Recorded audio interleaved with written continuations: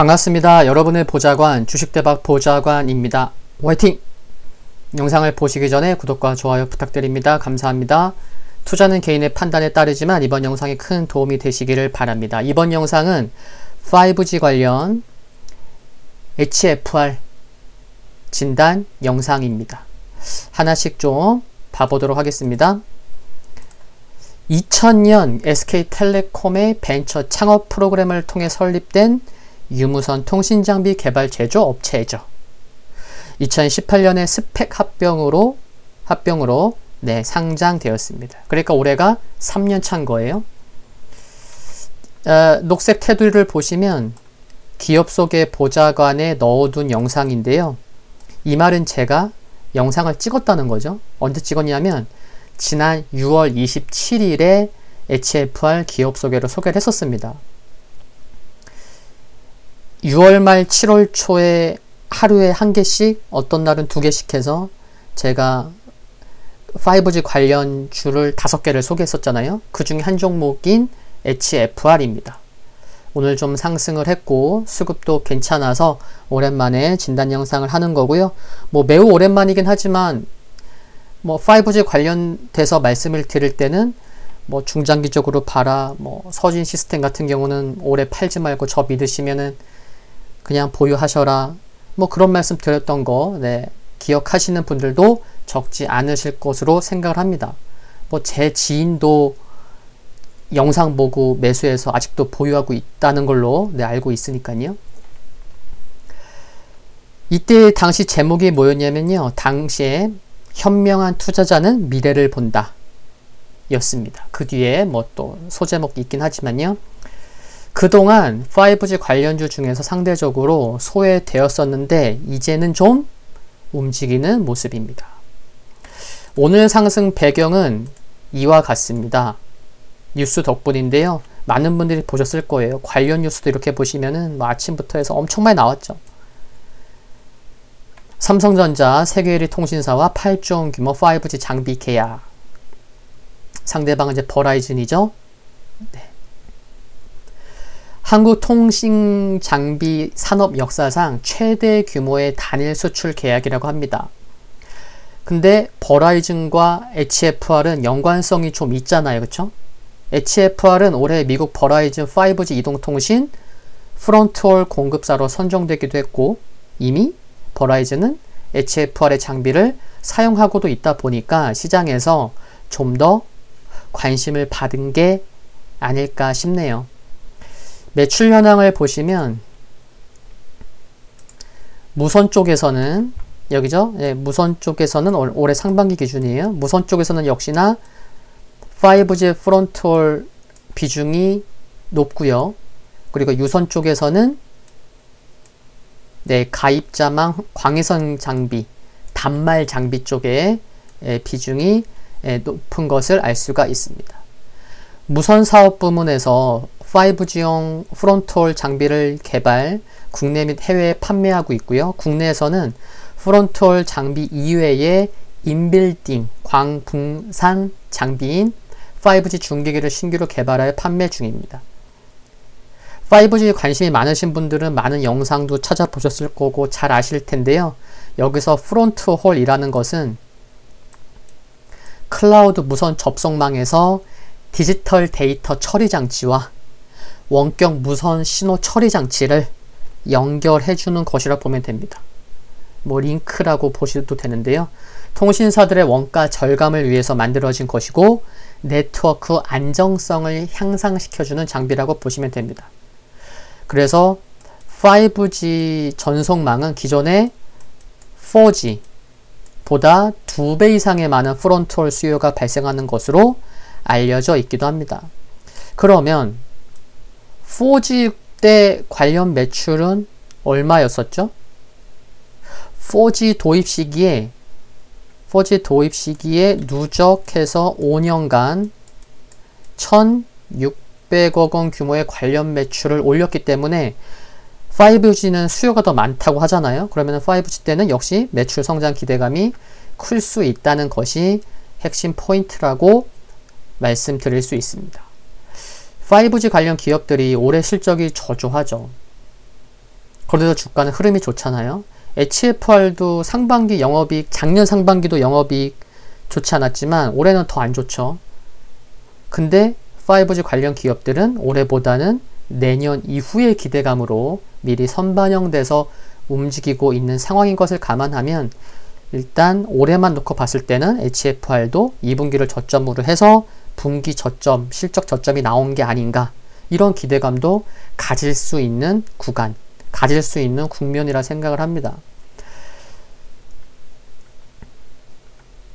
그래서 이렇게 자료를 보면요, 한 증권사는 내년, 물론 전망치예요. 예, 전망치긴 한데 내년에 매출액과 영업이익 개선폭이 상당히 크게 증가할 거다 라는 전망을 내놓고도 있는데, 올해 해외 매출액이 247억 원을 예상하는데 내년에는 해외 매출액이 무려 1,500억 원 이상을 넘어설 거다라는 전망이 있음을 보면 이 5G 쪽에 내년 이후에 매출, 영업, 이익, 실적 기대감이 굉장히 큰 것을 알 수가 있습니다. 그런 것들을 이제 주가가 반영해 가고 있는 거고, 특히나 기관들도 상당히 5G 쪽으로 관심이 큰 것을 알 수가 있죠. 그리고 HFR이면 또 빼놓을 수 없는 게 올해 인수한 엔텔스와의 시너지를 생각을 안 해볼 수가 없죠. 단기적으로는 큰 시너지가 나지 않을 수는 있겠지만, 이 부분 관련돼서 말씀을 드리면 HFR은 장비 업체예요. 그러니까 하드 업체인 거고, 엔텔스는 소프트웨어 업체예요. 그러니까 이 둘이 잘만 조합이 되면, 소프트웨어와 하드 업체 잘 결합되면 분명 시너지는 날 수 있다고 생각을 합니다. 이미 HFR이 엔텔스를 인수하면서부터 미국, 일본, 말레이시아 등 해외 고객을 대상으로 5G 다음에 넥스트 시장이 프라이빗 형태로 옮겨갈 것으로 보고 관련 시장을 개척하려고 계획한 만큼 양사의 시너지 부분은 단기적인 것보다는 장기적인 관점에서는 지속 관심이 필요할 수 있겠다는 생각을 합니다. 기술적인 흐름 수급을 보면요, 거래량 아래를 보세요. 8월달 중순 이후에 8월 말에 이렇게 빨강색이, 보세요, 올해 빨강색이 계속 하락을 해요. 그 말은 뭐죠? 기관이 내내 팔다가 8월 말쯤에서야 뭐지? 이제 좀 사나? 매수로 돌리나? 이런 흐름이 나온 거예요. 이처럼. 근데 이때 주가 흐름을 보니까 어떤 거죠? 이때 8월 중순 말에 시장도 다소 좀 출렁거리기도 했고, 이때 주가가 조정이 나왔을 때 3만원도 깨졌었죠. 그리고 장기 이평선인 검정색 240일 이평선도 깨지면서 변동성이 컸었는데, 이때 누가 들어온 거예요? 네, 기관이 들어온 겁니다. 기관이 들어오면서 240일 이평선을 지켰고, 기관이 들어오면서 가격으로 따지자고 하면 3만원을 지킨 게 누구라고요? 기관인 거예요. 수급을 보면 오늘 외국인이 약 15만 주 샀어요. 금액으로는 한 60억 샀어요. 적은 금액은 아니죠, 그렇죠? 근데 기관은 지금 6거래일 연속 매수를 하고 있어요. 6거래일 연속. 근데 6거래일 연속이라고 하지만 보다 큰 의미 있는 매수는 제가 조금 전에 말씀드린 이때인 거죠. 8월 말. 기관이 들어오면서 3만원을 지켰고, 240일 이평선을 지켰고, 오늘과 같은 상승이 나올 수 있었던 파동의 초입이 어디라는 거예요? 8월 말이잖아요. 그때부터 기관이 들어온 거예요. 그러면 기관이 올해 내내 어떻다고요? 계속 매도해온 거예요. 계속 매도해온 기관이 이제야 좀 돌린 것을 봤을 때는, 오늘 외국인이 많이 들어오긴 했지만 기관 수급에 좀 더 관심이 필요하지 않나, 그런 생각도 충분히 가져볼 수 있겠습니다.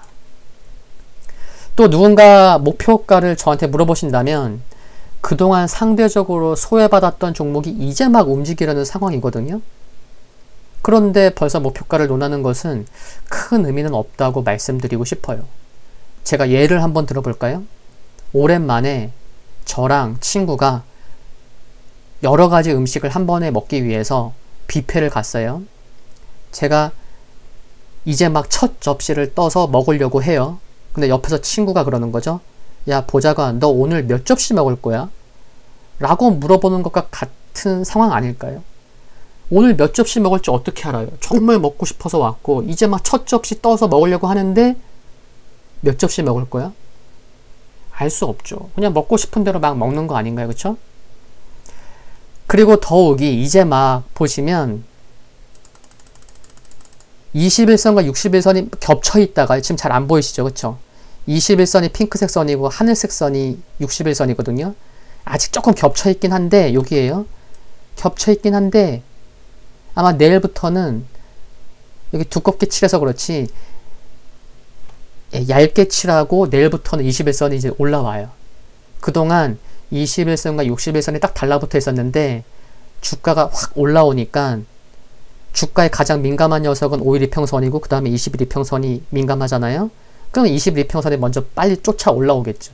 그러면 자연스레 이제 막 이동평균선의 모습도 이제 막 정배열의 모습을 보이는 초입인 거예요. 그쵸? 큰 그림에서 보자면 네.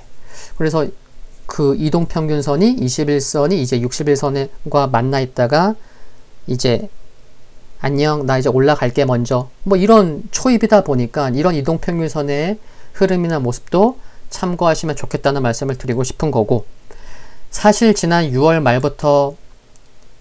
7월부터 에스테크를 대장으로 크게 상승한 5G 기업들이 올해가 아닌 내년 이후를 보고 움직이고 있다는 것을 감안하면 지금 시점에서 목표가의 의미를 두지 마시고 중기적인 관점에서 중기적으로 보유 관점에서 대응하시는 것이